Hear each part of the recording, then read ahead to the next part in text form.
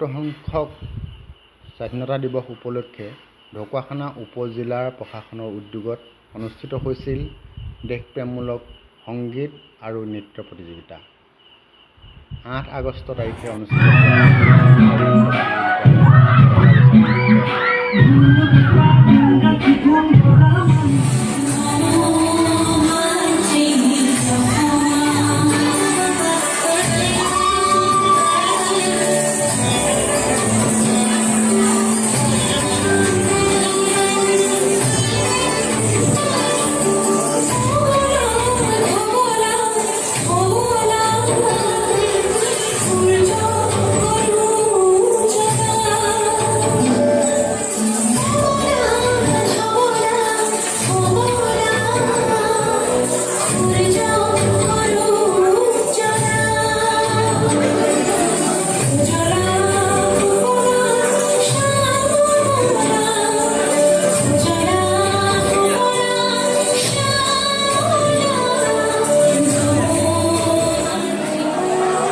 সাহিত্য সম্ৰাট বেজবৰুৱাদেৱে কৈছিল, আমি অসমীয়া নহওঁ দুখীয়া, কিহৰ দুখীয়া? সঁচা। পিছে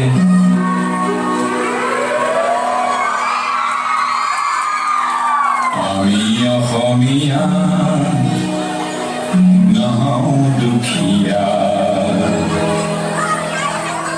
বুলি সান্তনা লভিলে নহ'ব। আজিৰ অসমীয়াই নিজক নিচিনিলে অসম ৰসাতলে যাব।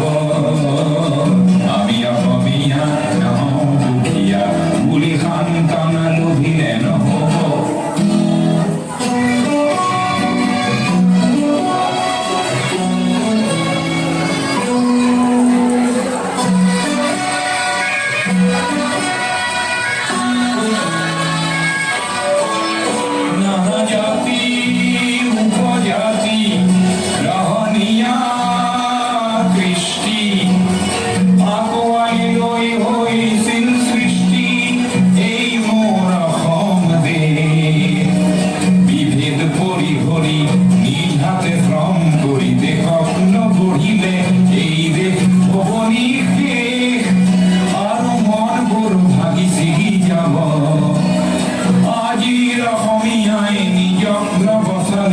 অসমতে মগনীয়া হ'ব।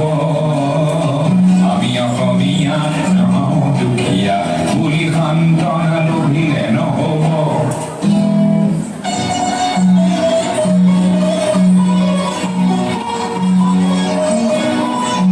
প্ৰতি অসমীয়াই কি কৰা উচিত উপদেশ দিবলৈ নাই লাচিত।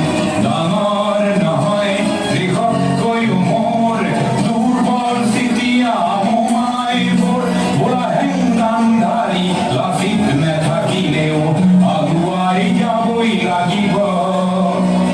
নহ'লে অসমীয়াই অসমৰ মাটিতে নিজেই ভগনীয়া হ'ব। আমি অসমীয়া নহওঁ দুখীয়া বুলি সান্তনা লভিলে নহ'ব।